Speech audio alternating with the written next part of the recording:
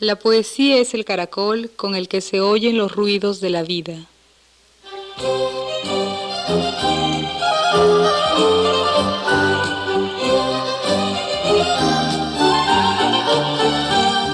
Poetas jóvenes del Perú.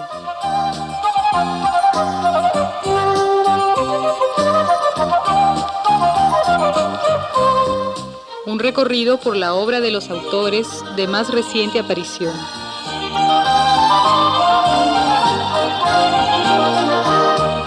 Hoy, Ricardo González Vigil.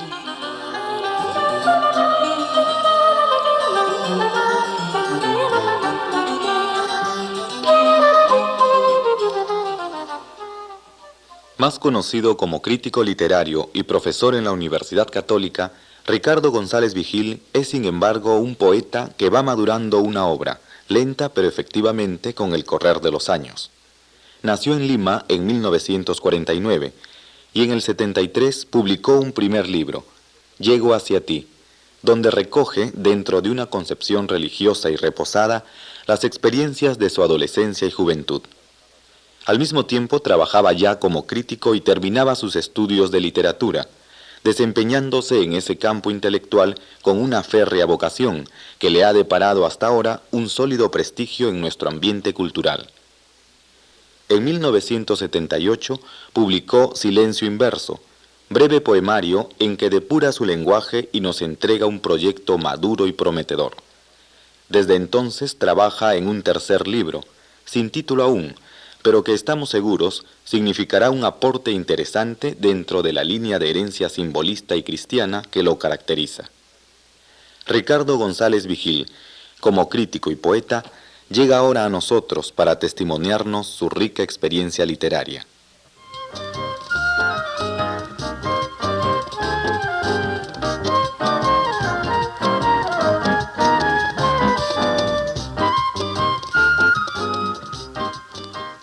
Ricardo, ¿a qué se debe que escribas poesía? Bueno, el ingreso a escribir poesía fue un ingreso paulatino. Desde que supe leer y escribir, me gustó sin que pudiera precisar exactamente cuándo, más o menos a los 6, 7 años, me gustó mucho la literatura y estaba seguro que tuviera la profesión que tuviera, siempre iba a ocupar un lugar central leer, ¿no? En ese momento la actividad básica era leer. Leía más novelas, como la mayoría cuando comienza a leer, ¿no? Novelas de aventuras, qué sé yo. Pero tenía a la vez un interés muy grande por ir formando una educación en literatura de las llamadas obras universales, ¿no? Por supuesto, cuando lo leí de niño entendí muy poco de muchas de ellas, pero te cuento porque juntado con el placer real que tenía al leer a Julio Verne o Alejandro Dumas, que estaban dentro de mi capacidad, estaba el deseo tenaz de entender a Homero, ¿no? De entender a Dante, aunque no lo lograba bien todavía. Creo que esas cosas, una lectura constante, sirvió para que en un momento que más o menos fue 1963, con claridad recuerdo, y un poco a la sombra de los primeros cursos de nociones literarias, se desencadenara primero como una especie de ejercicio para probar si yo podía escribir, ¿no? Sin mucha motivación expresiva, sino que como tanto leía dije, bueno, ¿por qué no tratar de escribir? Así comenzó. ¿Cómo definirías lo que es para ti creación literaria? Yo entiendo que en el hombre hay lo que los griegos llamaban poiesis, creación, ¿no? Actividad creativa, que se expresa en todos los terrenos. Cuando se expresa en el terreno del lenguaje, de la expresión verbal, asume la forma de lo que llamamos literatura, ¿no? ¿Pero tú crees que existe la poesía fuera de los poemas? No, pues en el sentido de poiesis sí. En el sentido de una poiesis griega, claro. Hay poiesis no solo en las artes, sino en actividades que no se consideran artísticas muchas veces, pero que tienen un alto grado de creatividad. ¿Y ya en la literatura? Pero y en el sentido de literatura, ¿no? O sea, de poiesis literaria, solamente se da dentro de la palabra, ¿no? O dentro de la sugerencia y los silencios que contienen las palabras, ¿no? Pero dentro del marco de la palabra. Entonces, Y yo creo que cuando alguna opción literaria empieza a descomponer las letras y a destruir la solidaridad entre el significante y el significado, ya se trata de una poiesis no literaria. Creo que es también artística, se puede hacer como las tendencias letristas o algunas experiencias de la poesía concreta. Creo que utilizan poesía pues en un sentido casi etimológico de poiesis, pero ya no es arte literario. Creo que para que sea arte literario tiene que estar con palabras y tiene que haber significante y significado que funcionen, ¿no? Ahora, porque lo propio de la literatura, yo creo, como te digo, es bueno, ya dentro de una convicción religiosa, considero que dentro de esa tarea del hombre de hacerse hay una típica dimensión del hombre que es transfigurador. El hombre se caracteriza por transformar, como dicen los estructuralistas, por reestructurar, ¿no? Por cambiar las cosas, el material que se le da. Yo creo que esa necesidad de buscar utopías o buscar cosas absolutas o soluciones habla de que el hombre no está contento, no está satisfecho con lo que recibe y busca algo más. Entonces la creatividad es la expresión más clara de esta búsqueda incesante del hombre, ¿no? En el Perú, ¿qué importancia crees que tenga la práctica de la poesía? Mira, yo creo absolutamente que la creatividad es lo más humanizador del hombre, ¿no? Entonces yo creo que no hay sociedad en la cual no sea necesaria la creatividad. Y si la mayoría no tiene el don para ser un creador primario y se queda en un lector, un intérprete, una especie de co-creador, ¿no? Un lector con apoyo de la creación de otro, creo que todos consumimos creatividad, ¿no? Entonces, eso no es cuestión del Perú, eso es cuestión de la humanidad. Creo que es una necesidad humana y si no se forma la gente y no se le dan medios para expresarse profundamente a través de la creatividad, se va a ver perdida por medios mostrencos, mediocres, subculturales, ¿no? Como puede ser la mayoría de los productos televisivos, cinematográficos, etcétera, ¿no? Los medios masivos, porque esa gente no es que necesite literatura, ¿no? No es que necesite música, no es que necesite arte, necesita creatividad, ¿no? Entonces, la literatura es un vehículo especialmente rico por las facilidades que ofrece de un contacto, pues, directo, inmediato, releer cuando uno quiere. Creo que el manoseo de la creatividad y la oportunidad de la relectura es ejemplar en la literatura, ¿no? No creo que se pueda reemplazar con otros medios como elemento fácil. El problema en una sociedad como la nuestra es el alto grado de analfabetismo, ¿no? Pero entonces está la riqueza no estudiada bien de la creatividad literaria a nivel oral, que creo que es bastante actuante en la sociedad peruana, ¿no? En el plano personal, ¿no te molesta la opinión más o menos generalizada de ser conocido más como crítico que como poeta? Bueno, la opinión externa me puede parecer simplista, ¿no? O sea, me puede fastidiar en el sentido simplista, pero no, a mí no me estorba para escribir porque yo creo que la creación y la crítica se autoalimentan, o por lo menos soy el tipo de escritor donde una cosa ayuda a la otra. Yo creo que en cambio hay otro tipo de escritores antiintelectuales que les haría mucho daño a la lucidez.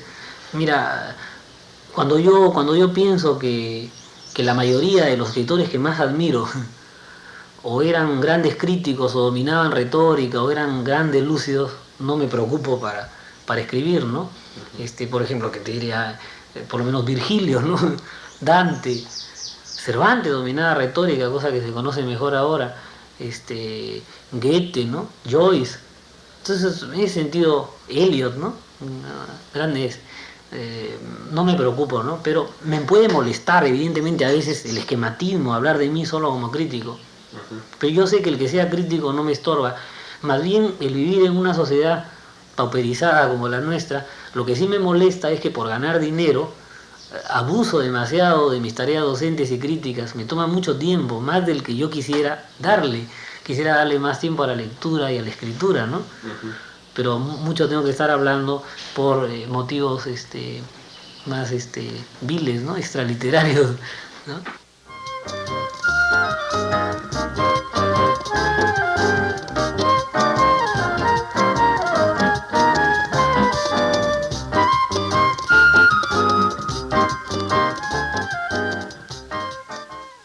De Silencio Inverso, escuchemos. Deja que las palabras broten, que no sean las que aguardas. Hay un mar, la neblina no lo anula. imprímete, destruye el malecón, vive al margen, poeta, a la orilla de tu sed. También, de Silencio Inverso, Estoy sufriendo esta armonía, esta plenitud, este callarme siempre. Sí, he de escribir la quietud, el grato escombro de instalarte cerca. No, he de alcanzarte, poema, evitar que digas mi silencio. de la obra posterior de Ricardo González Vigil, oigamos Autorretrato. Autorretrato. Es tan extraño decir Ricardo, firmar Ricardo, si me llamo hombre como tú.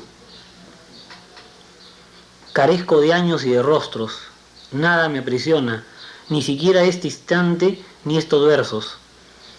En todas las cosas vibro y en la amable travesía de tus ojos me prolongo, sobre todo cuando habitas esos libros que nunca leeré. Detrás de mi nombre aguardo, más allá, anhelando conocerme. Ninguna seña de identidad, ninguna, salvo el escombro de existir. Solo el poema sabrá expresarme, trazar mi órbita exacta. Nuestra palabra se descubre entonces y es el lenguaje, el horizonte pleno del origen. Además, el mar ha muerto. El mar ha muerto. Ya no es posible nada más extraño. Pregúntate, ya no es posible. El mar, el mar, el mar, el mar ha muerto. Ya no es posible hablar del mar, las calles lo secuestran, los malecones olvidan sus orillas, no hay otro lenguaje que el de la contaminación.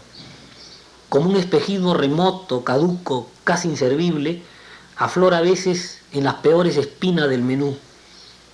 Y siempre lo temimos, debemos admitirlo. No hay más que horizonte, que esta neblina populosa, que su disfraz contrario a todo amanecer, en el que nadie logra reconocer al mar.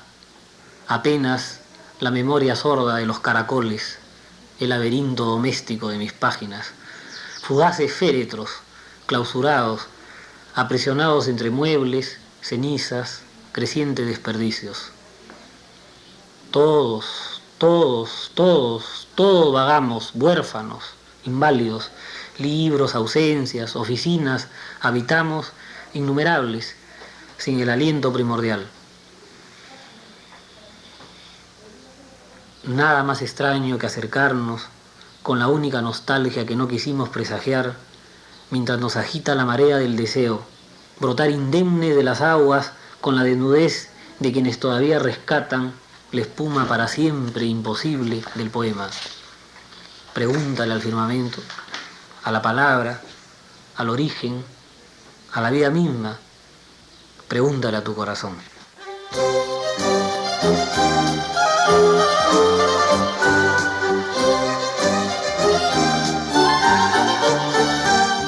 Audio y sonomontaje, Daniel Martínez.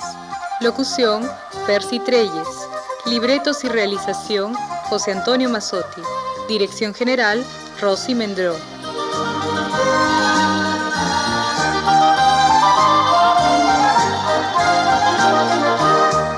Fue un programa producido por el CETUC.